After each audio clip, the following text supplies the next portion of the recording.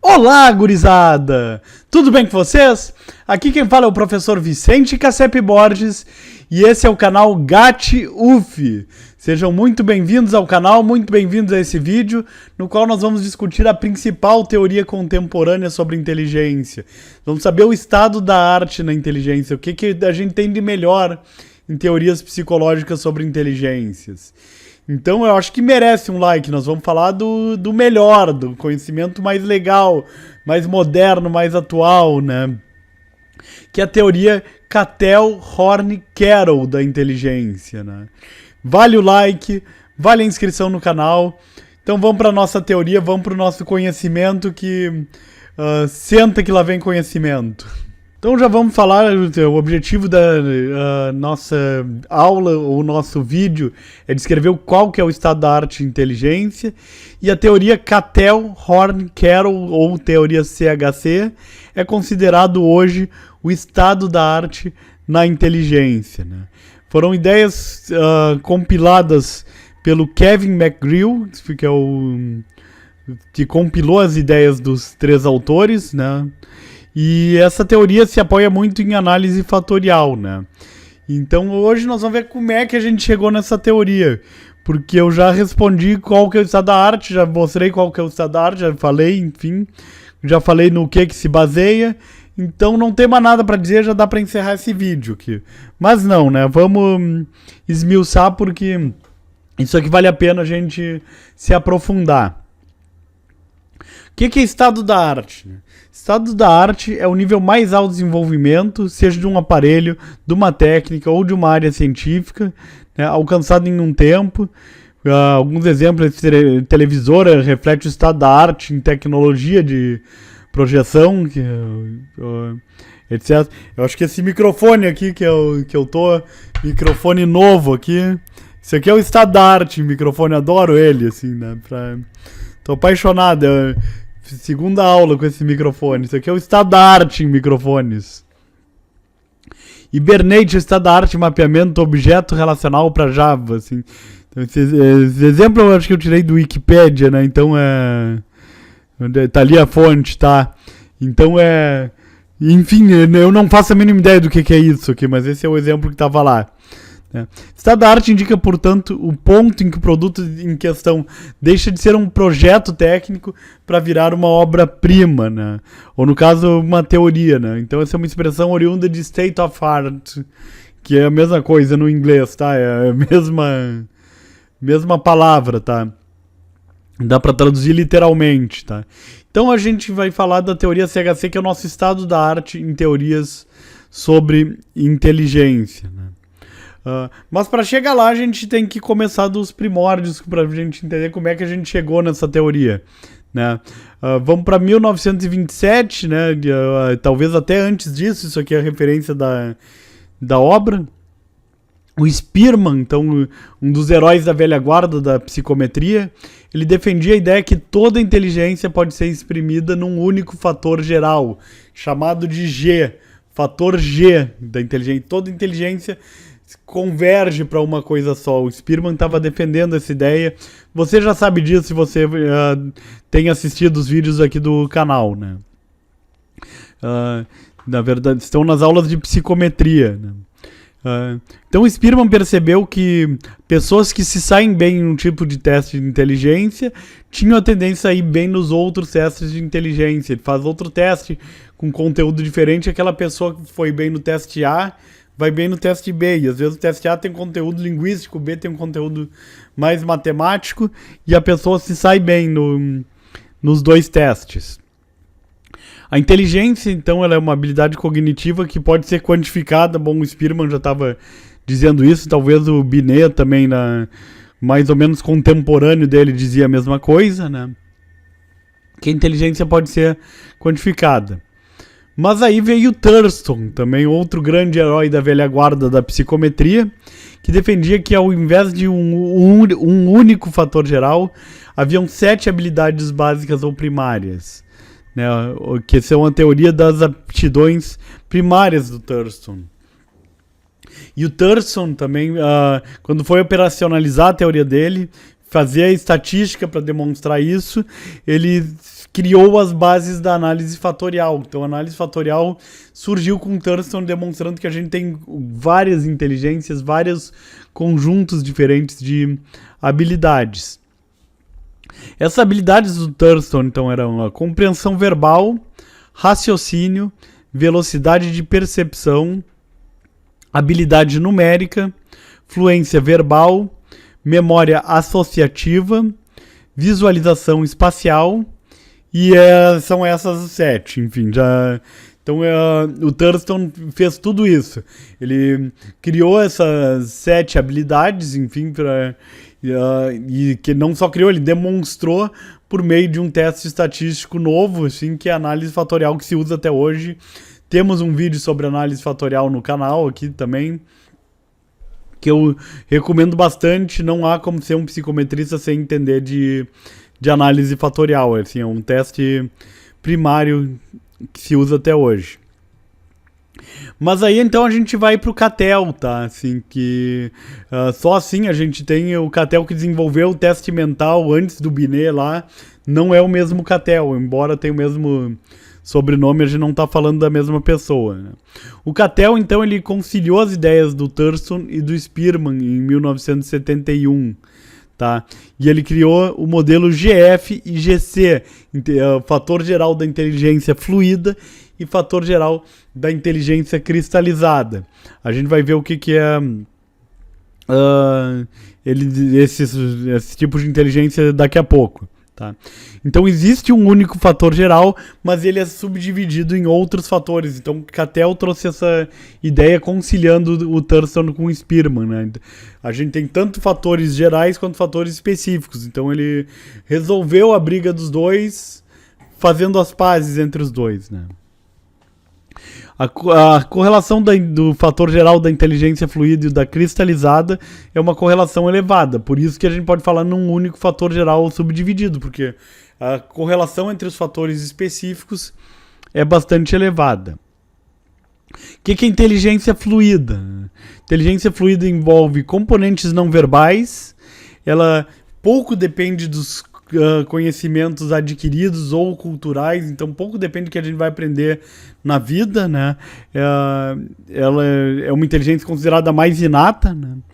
Envolve operações mentais frente a uma tarefa nova, desconhecida, o que a gente faz quando se depara com um estímulo novo e desconhecido.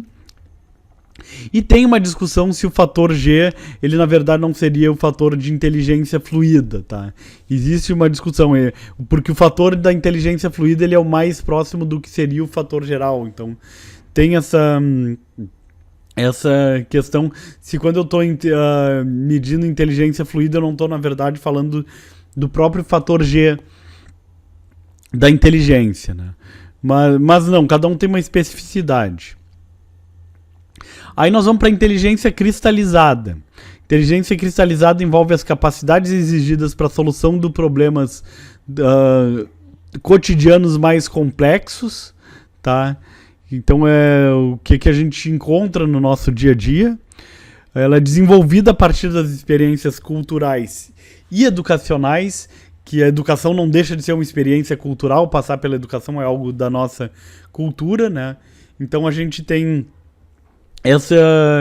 a nossa inteligência cristalizada adquirida no ambiente. E se discute se esse fator G da inteligência cristalizada é a mesma coisa que desempenho escolar. Mas não, temos um sinal de diferente aqui, tá? O desempenho escolar é diferente de inteligência cristalizada. Quando eu estou avaliando o desempenho escolar, eu estou avaliando o que a gente aprendeu naquela disciplina, naquela tarefa, isso é o desempenho escolar. Mas inteligência cristalizada, a gente está falando uma coisa mais ampla do quanto que a pessoa absorveu em geral conteúdos da cultura, conhecimentos da cultura e da educação, né? Então é uma coisa mais geral do que avaliar o quanto que aquela pessoa está indo bem em tarefas escolares.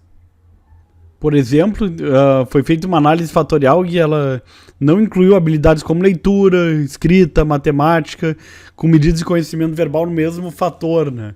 Então pegou um negócio da inteligência cristalizada e separou assim, fatores diferentes, né, de algo que é mais relacionado ao desempenho escolar.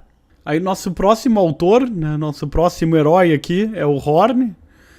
85, 91 é o ano da referência, né, que ele foi um aluno do Cattell, e ele aperfeiçoou o modelo do Cattell, né, acrescentando mais fatores, né, no caso 8 capacidades cognitivas ao modelo da inteligência fluida e cristalizada. Então ele colocou mais 8 capacidades, ele complexificou bastante o modelo, né. E as habilidades que ele acrescentou foi o GV, assim, fator geral do processamento visual, GSM, que é a memória de curto prazo, o GLR, armazenamento e recuperação de longo prazo, GS, que é a velocidade de processamento, o CDS, que é a rapidez para decisão correta, o GA, que é o fator G do processamento auditivo, o GQ, que é o conhecimento quantitativo, GRW, leitura e escrita.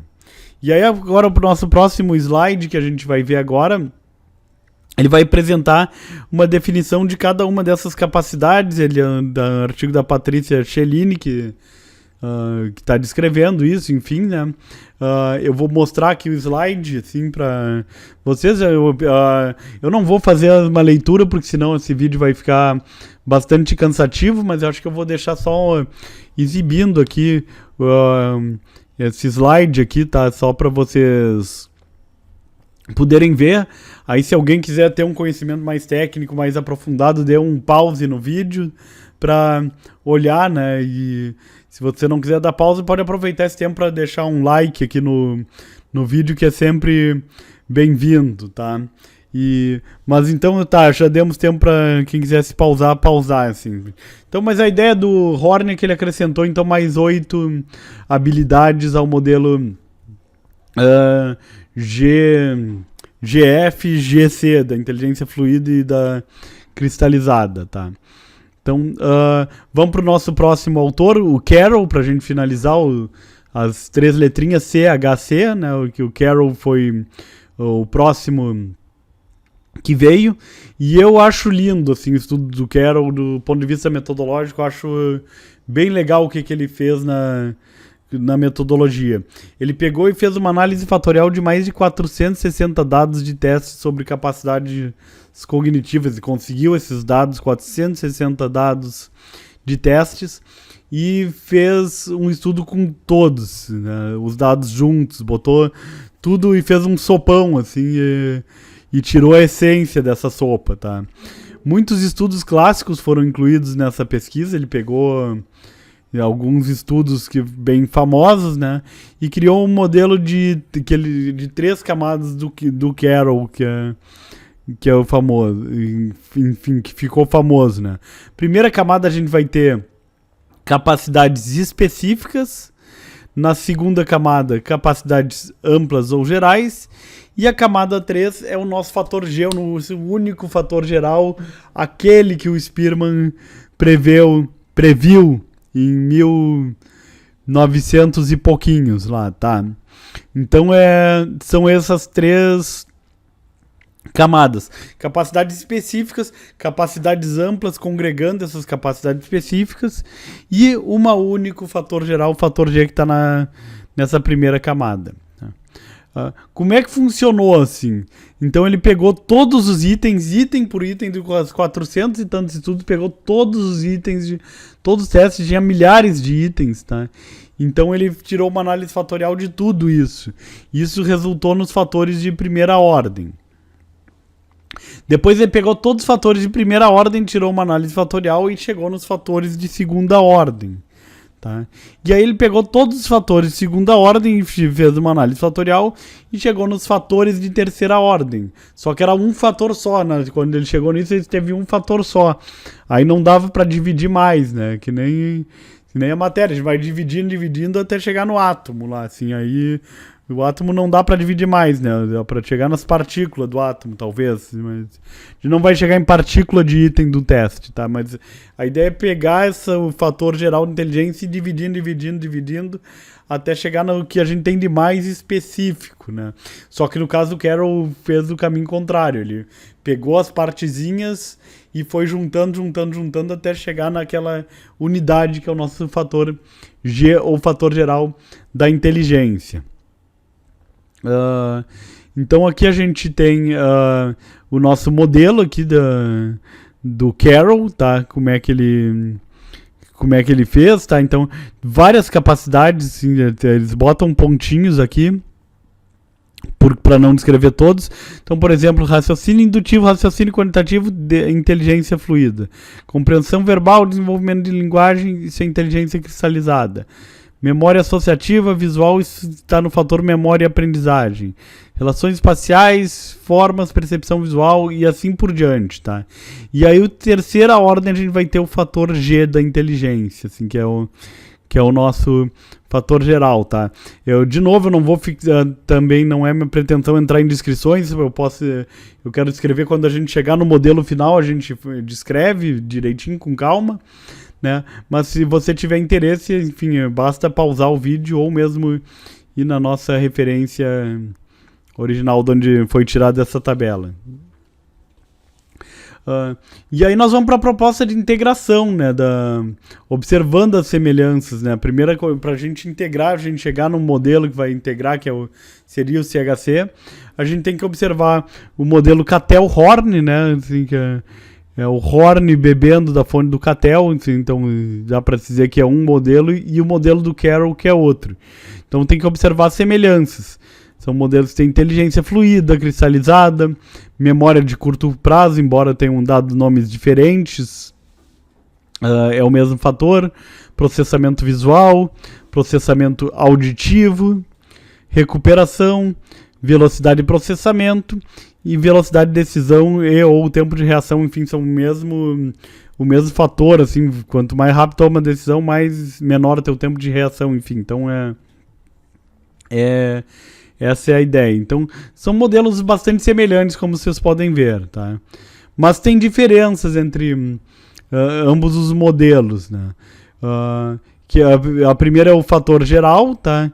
Que o Carroll vai colocar um fator geral de terceira ordem, e o Horn não coloca nada acima desses níveis de F, G, C, assim, ou mais o Cattell, né? Que ele diz que são duas coisas, enfim, né?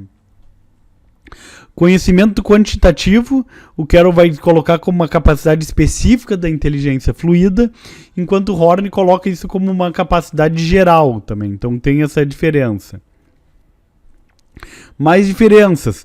Leitura e escrita, que para o Carroll é uma capacidade específica da inteligência cristalizada, e o Horn vai considerar uma capacidade geral também. Mais uma capacidade geral.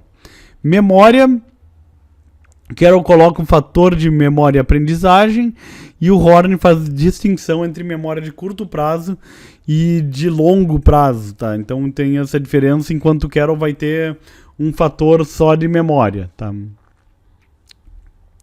E aqui tem um slide comparando isso, assim, falando dessas diferenças aqui. Então, leitura e escrita está dentro da cristalizada. Quantitativo tinha que ter uma seta aqui puxando para fluida aqui. Então, ele não colocou a seta, só colocou um espaço aqui, enfim, tá? Mas eu mantive sem essa seta porque isso é a coisa mais legal do mundo. Isso aqui foi um slide do próprio Kevin McGrew que eu tive acesso, tá? Kevin McGrew, ele veio pro Brasil, ele deu uma palestra em algum congresso do IBAP, foi em 2009, que foi na cidade de Campinas, né? Foi no campus da USP, agora eu nem me lembro onde é que foi, assim, mas é na região de Campinas, tá? Na Universidade de São Francisco.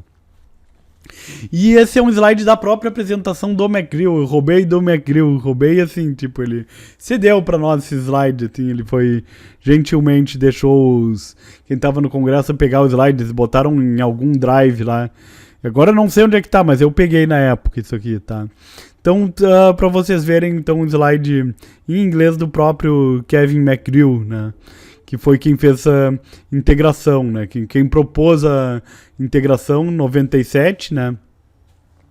E ele também se utilizou dessa técnica que é a análise fatorial para fazer utilizando modelagem por equações estruturais ou confirmatory factor analysis, análise fatorial confirmatória, tá? Foi essa maneira, a abordagem psicométrica que o Kevin McGrew usou. O método foi a aplicação de 36 medidas da bateria psicoeducacional Woodcock Johnson, revisada em 1.291 pessoas. Comparado com o estudo Carroll, parece simples, né? Até pode ser simples, porque o estudo Carroll é muito bom, é muito legal, só que a gente tem que pensar que aplicar essas 37 medidas em 1.291 pessoas dá muito trabalho, é muito complexo, assim, a gente tá falando de um teste que envolve sei lá quantas horas de aplicação, assim, mais de uma sessão para aplicar esse negócio. Tem que ter um psicólogo envolvido, não dá para aplicar coletivamente, tem que aplicar um por um, né? Então não é algo trivial conseguir uma amostra dessas, né? E o que ele fez foi então testar 4 diferentes modelos alternativos tentando integrar as duas teorias para ver qual que estava certa, né? Então ele fez pela análise fatorial 4 modelos diferentes de análise fatorial confirmatória para ver qual tipo de integração entre as duas teorias que faria mais sentido. Esse aqui é o Kevin McGrew, né? Eu gosto dessa foto, assim, porque infelizmente eu não tirei uma foto com ele quando tive a oportunidade nesse congresso do IBAP, né?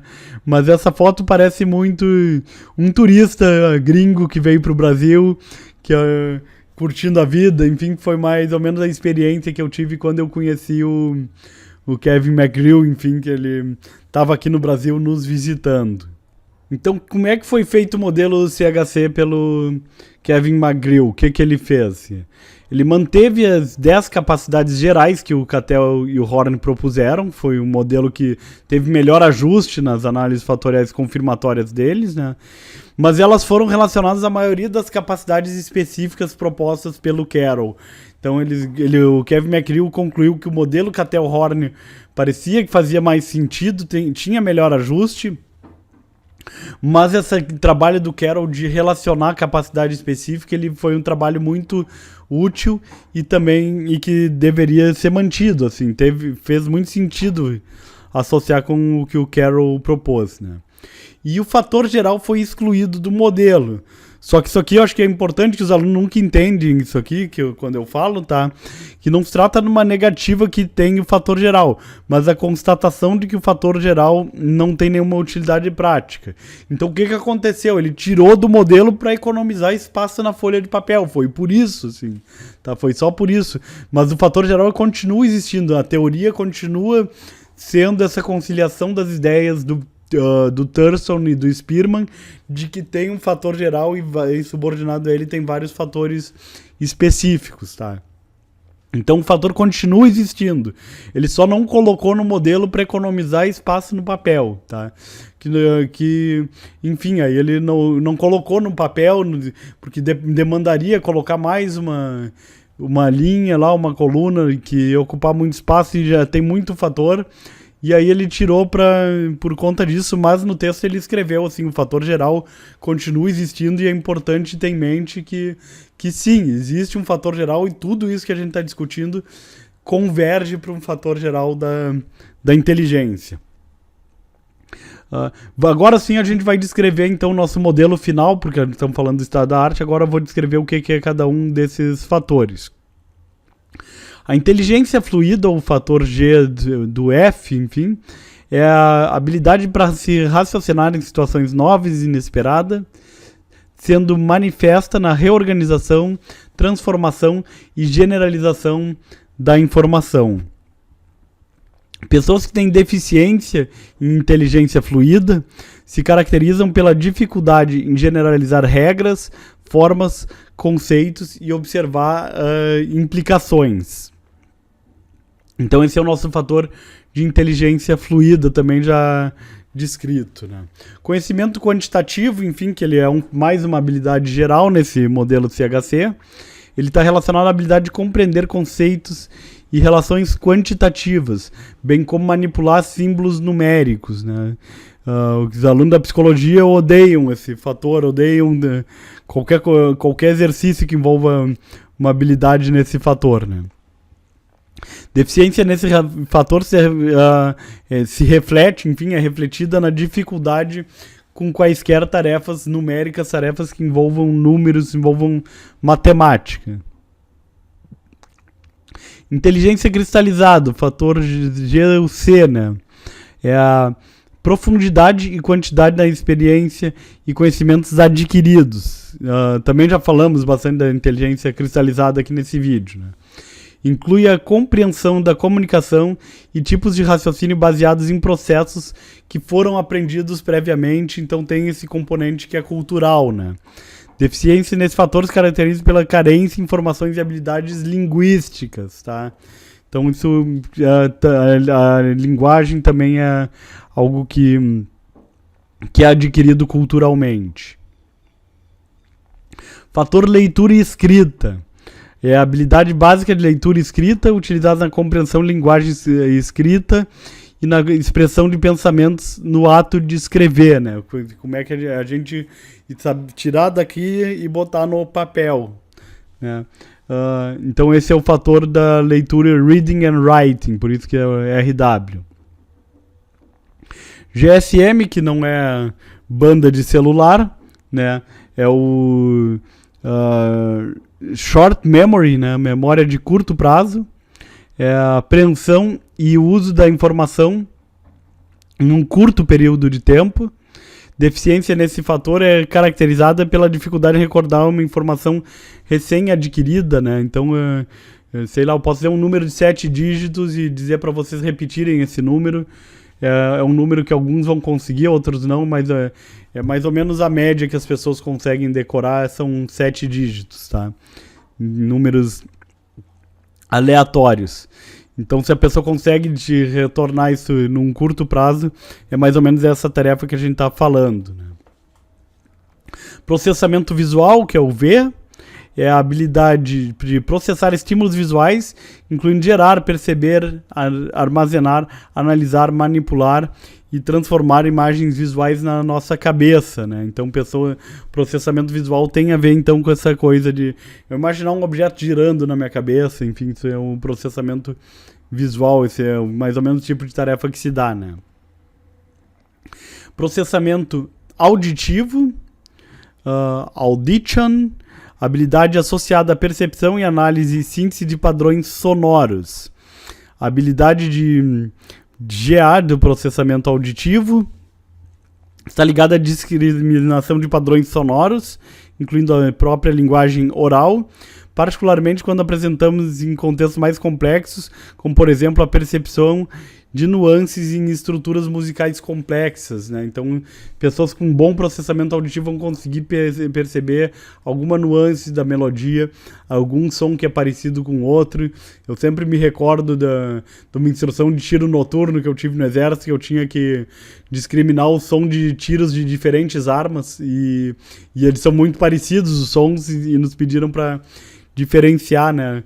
Eu consegui diferenciar na hora, mas eu não me lembro mais. Assim, se eu ouvi uma .50 e um fuzil FAL, no caso, 762, eu já não sei diferenciar hoje, assim, mas na época eu sabia.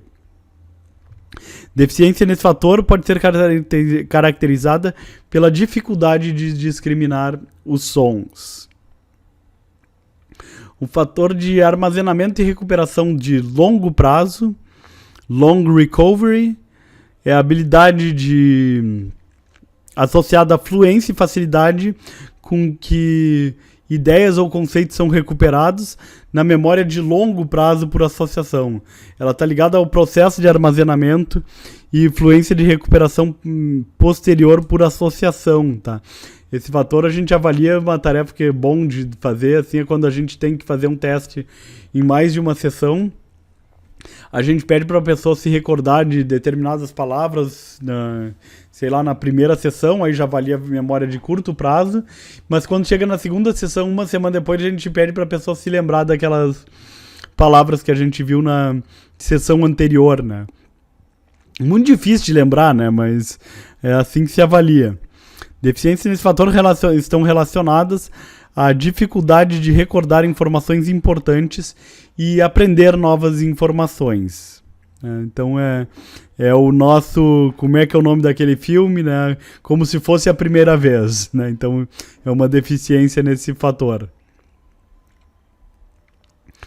Velocidade de processamento, ou o GS, é a habilidade de realizar rapidamente tarefas comuns, né, ou tarefas simples, num espaço de tempo pré-determinado. Então aqui nós vamos dar uma tarefa simples de realizar, mas a gente quer ver com que velocidade a pessoa realiza essa tarefa simples. Então aquela tarefa que todo mundo acerta, que todo mundo consegue fazer, mas com que velocidade que a pessoa consegue fazer. Deficiência nesse fator pode se apresentar pela lentidão em executar uma tarefa cognitiva de pouca dificuldade. Velocidade de decisão, reação, tempo, velocidade. É a rapidez em fornecer, então é o G-time aqui, né? Rapidez em fornecer respostas corretas a problemas de compreensão e raciocínio, né? Então esse é o nosso último fator, né? Tá aqui a nossa referência, que foi o Santos e o Ricardo Prime. Então a gente tem aqui só para a gente especificar, assim, um slide da Patrícia Cellini, a gente falou bastante também dessas inteligências. Então a gente tem a inteligência fluida, o raciocínio fluido, enfim. Então aqui algumas das capacidades tem raciocínio geral, indução, raciocínio quantitativo, raciocínio piagetiano, velocidade de raciocínio, no quantitativo, matemático, conhecimento, desempenho matemático. Então aqui só para a gente ver como é que estão alocados os subtestes, assim, eu também não vou me aprofundar ao ler esse slide, eu acho que vai ficar cansativo, a gente já trouxe uma descrição, enfim, desse modelo, né? Mas caso alguém queira, pode procurar essa referência original aqui da Patrícia Cellini, ou mesmo dar um pausa no vídeo para fazer essa leitura, enfim, para entender com bastante carinho, assim, né? E eu já peço like de novo, assim, enquanto você pausa o vídeo, eu fico pedindo like no vídeo, que é importante, porque é o estado da arte da inteligência, né? Tem que dar o like. E aí vamos para nossas considerações finais. O modelo CHC, então, é uma teoria com mais sustentação empírica que a gente tem hoje em dia. Assim, eu ainda não sei de se inventaram uma coisa melhor, né? Ninguém me contou. É um modelo que se apoia em análise fatorial de todos os tipos. A análise fatorial é a base, assim. O Thurston já usava análise fatorial, e depois a gente usou uma análise fatorial exploratória, depois uma confirmatória. Tem tudo que é tipo de análise, né? Uma especificidade é, se for usar rotação, usa rotação oblíqua, tá? Assim, só para uma especificidade da análise fatorial, principalmente da exploratória, né? A gente usa rotação oblíqua porque a gente considera que tudo é correlacionado. Rotações oblíquas, né? A gente tem as ortogonais e as oblíquas. Rotações oblíquas permitem correlação entre os fatores, enquanto ortogonais não, né? Ortogonais do tipo Varimax é um exemplo de rotação rotação ortogonal, né? A Varimax é uma ortogonal.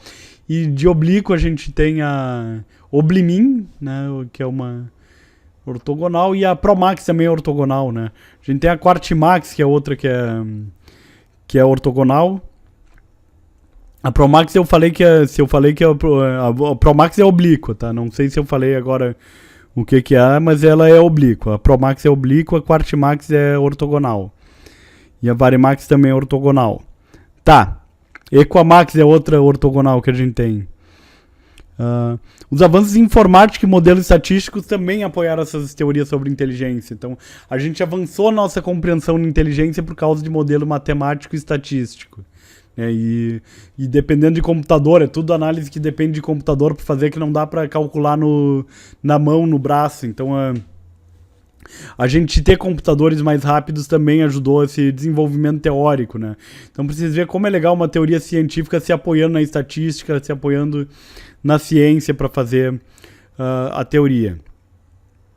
Não tem nenhum teste que avalie o modelo CHC completo, né? O que a gente tem no Brasil é o VISC-4, assim, para criança. Ele se preocupou com os avanços traduzidos pelo modelo CHC para gerar essa nova versão do VISC, tá? Que é um teste de inteligência para criança, uma caixinha de brinquedo.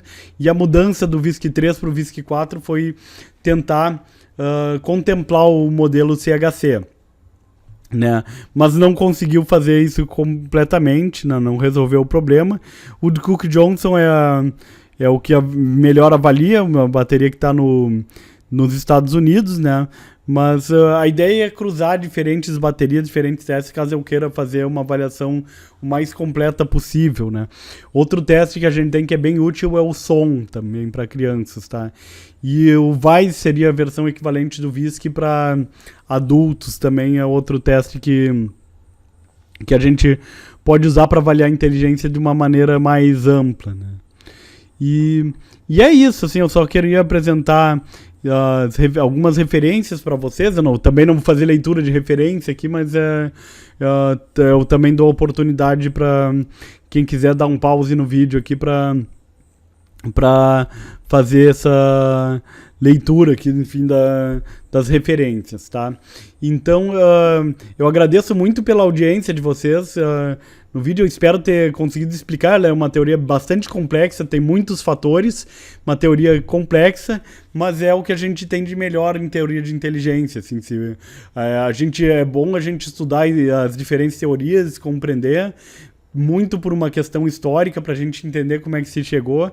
Mas se você for estudar uma teoria de inteligência e você quiser fazer uma avaliação psicológica com o que a gente tem de melhor em teorias sobre inteligência, utilizem o modelo CHC. O modelo CHC é realmente o nosso estado da arte, o que a gente tem de melhor.